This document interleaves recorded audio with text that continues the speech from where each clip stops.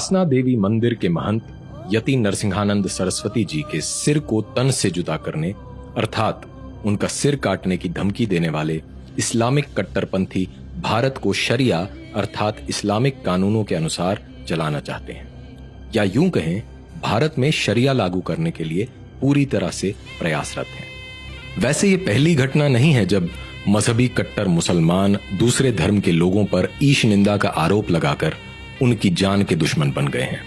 ऐसी असंख्य घटनाओं में से एक अति महत्वपूर्ण घटना आज से लगभग 100 वर्ष पूर्व ब्रिटिश भारत में घटित हुई थी, जिसे मुस्लिम तुष्टीकरण की राजनीति के कारण लगभग भुला दिया गया है।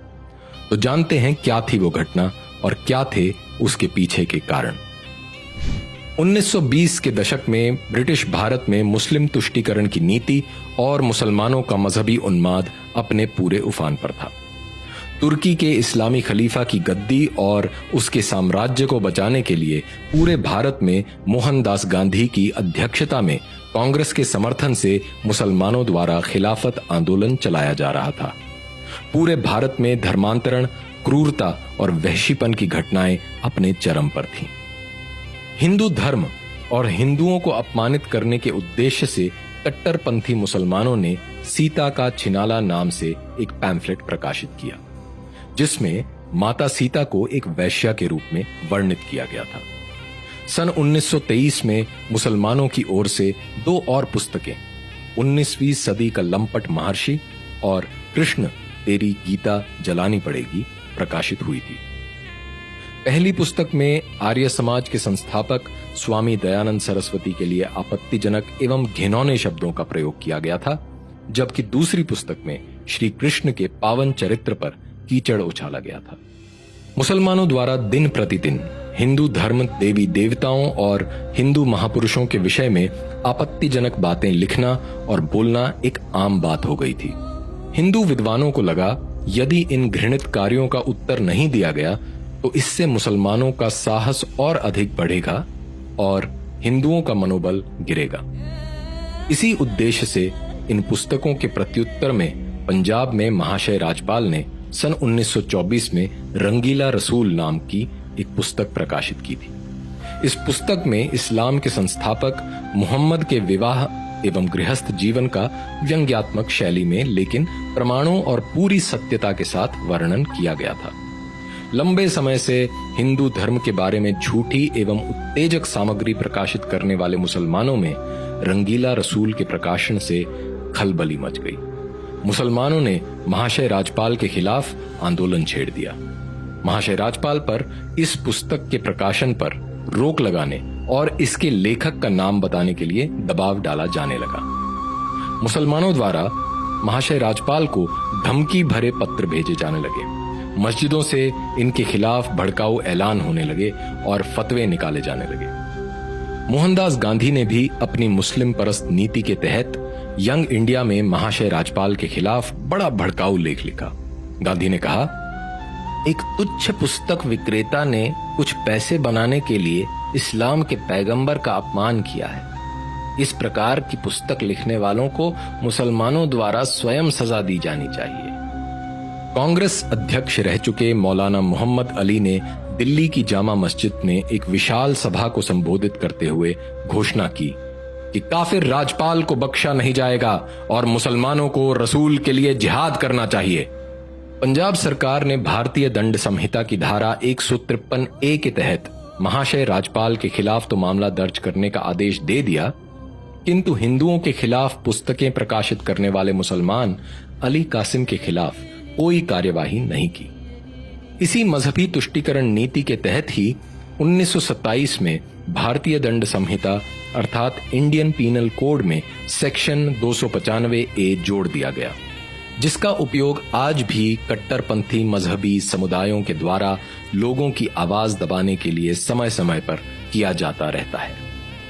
महाशय राजपाल पर यह केस 5 वर्ष तक चला और अंततः हाईकोर्ट में उनकी बेगुनाही साबित हुई। मोहनदास गांधी ने अप्रत्यक्ष रूप से मुसलमानों के मजहबी उन्माद को भड़काते हुए 3 अगस्त 1924 को यंग इंडिया के अपने आर्टिकल में लिखा था, जब किसी व्यक्ति को अदालत से इंसाफ न मिले तो उसे अपने आप इंसाफ करने का प्रयत्न करना चाहिए। इस बीच मुसलमानों द्वारा 3 बार महाशय राजपाल की हत्या करने का प्रयत्न किया गया था।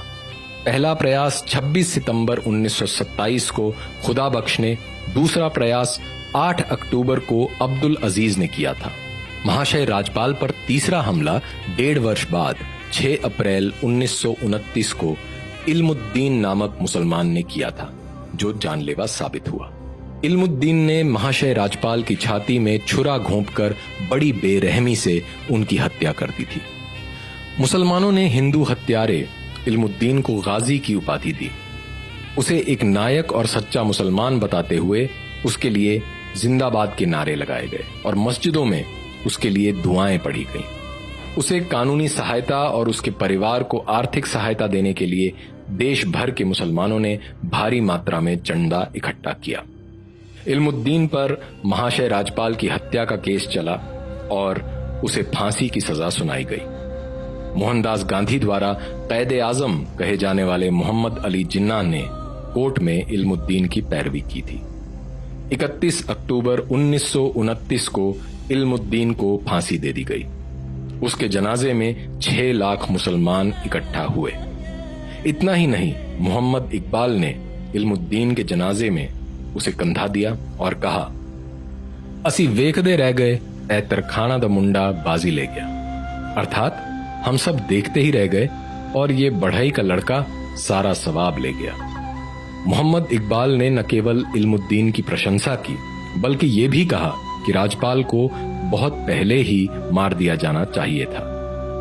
आज ही की तरह उस समय भी एक ओर जहां अपने मजहबी उद्देश्यों को पूरा करने के लिए राजनीति का उपयोग करने वाले मोहम्मद अली जिन्ना, मोहम्मद इकबाल और मोहम्मद अली जौहर जैसे मुसलमान थे, जिन्होंने अपने मजहब को प्राथमिकता देते हुए बिना किसी संकोच एवं दुविधा के एक मुसलमान इल्मुद्दीन का साथ दिया था और रंगीला रसूल के प्रकाशक को ही दोषी ठहराया था, वहीं दूसरी ओर मोहनदास गांधी जैसे तथाकथित हिंदू नेता थे जो हिंदू मुस्लिम एकता के नाम पर हिंदुओं को भ्रमित करते रहे।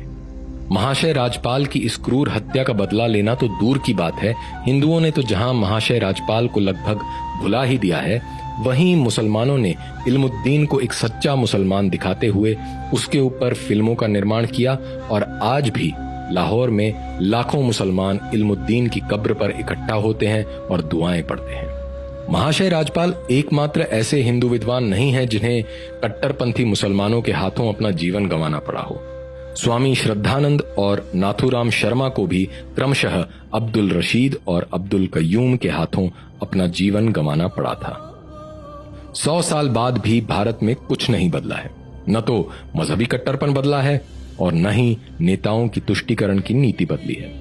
आज भी हिंदू उन मूल विहीन दलों के पीछे चल रहे हैं जो अपने राजनीतिक हित साधने के लिए धर्म को केवल एक साधन के रूप में इस्तेमाल कर रहे हैं। 2 दिसंबर 2015 को तत्कालीन उत्तर प्रदेश सरकार के मंत्री आजम खान ने आरएसएस के नेताओं पर समलैंगिकता का आरोप लगाते हुए कहा था, आरएसएस के नेता समलैंगिक अर्थात होमोसेक्सुअल होते हैं, इसीलिए वो शादी नहीं करते हैं। इसके प्रत्युत्तर में अगले दिन कमलेश तिवारी ने इस्लाम के संस्थापक मोहम्मद को दुनिया का पहला समलैंगिक करार दिया था। इसके बाद पूरे भारत में मुसलमानों ने शरिया के अनुसार कमलेश तिवारी के लिए मौत की सजा की मांग करते हुए उपद्रव करना आरंभ कर दिया था। अगले ही दिन उत्तर प्रदेश सरकार ने कमलेश तिवारी को NSA अर्थात राष्ट्रीय सुरक्षा कानून के तहत गिरफ्तार कर लिया। कमलेश तिवारी पर IPC की धारा 153A और 295A के तहत केस चलाया गया और उन्हें कई महीने जेल में रहना पड़ा। अखिल भारत हिंदू महासभा ने पहले ही यह स्पष्ट कर दिया था कि कमलेश तिवारी हिंदू महासभा के एक साधारण कार्यकर्ता हैं और उन्होंने जो कहा है वो उनके निजी विचार हैं, वह हिंदू महासभा का विचार नहीं है। लेकिन संविधान और शरिया का अपनी सुविधा अनुसार उपयोग करने वाले मुसलमान इतने से संतुष्ट नहीं थे। 18 अक्टूबर 2019 को फरीदुद्दीन शेख और अशफाक शेख नामक 2 मुसलमानों ने कमलेश तिवारी की हत्या कर दी। की कसम, हम लोग जो ताकत सकते हैं, जब चाहेंगे, जिस मंच पर चाहेंगे, जिस मैदान में चाहेंगे, तेरी जुबान को खींच लेंगे। इन मुसलमानों ने कमलेश तिवारी के शरीर में 15 बार छुरा घोंपा, गोली मारी और गला काट दिया। कमलेश तिवारी की इस जघन्य हत्या के बाद भी कोई प्रभावी कदम उठाने की बजाय तथाकथित हिंदूवादी संगठन केवल राजनीतिक बयानबाजी करते रहे। कमलेश तिवारी की इस प्रकार हत्या कोई साधारण हत्या का मामला नहीं था। असल में ये कट्टरपंथी मुसलमानों द्वारा सभी गैर इस्लामिक लोगों को दिया गया एक संदेश था। आज भी आए दिन पूरी दुनिया से इस प्रकार की घटनाएं सामने आती रहती हैं, जिनमें बिना किसी भय के हिंदू देवी देवताओं के बारे में उल्टी सीधी टिप्पणियां की जाती हैं। ऐसी टिप्पणियां करने वालों में इतना साहस इसलिए आता है क्योंकि उन्हें लगता है कि हिंदू समाज और हिंदू उनके विरुद्ध कोई प्रभावी कार्यवाही नहीं करेगा। अगर हिंदू समाज इतिहास से न सीखते हुए अब भी अपने धर्म की रक्षा का उत्तरदायित्व अपने ऊपर न लेकर राजनीतिक दलों और नेताओं की ओर देखता है, तो हिंदू सभ्यता को इसके भयंकर परिणाम भुगतने पड़ेंगे। अपने सुरक्षित एवं सुखद भविष्य के लिए प्रत्येक हिंदू को स्वयं को धर्मरक्षक मानना चाहिए और धर्म रक्षा को अपनी सर्वोच्च प्राथमिकता देनी चाहिए। पुनर्जन्म में विश्वास रखने वाले हिंदुओं को बिना किसी भय के एवं पूरी शक्ति से स्वयं अपने धर्म की रक्षा के लिए उठ खड़े हो जाना चाहिए।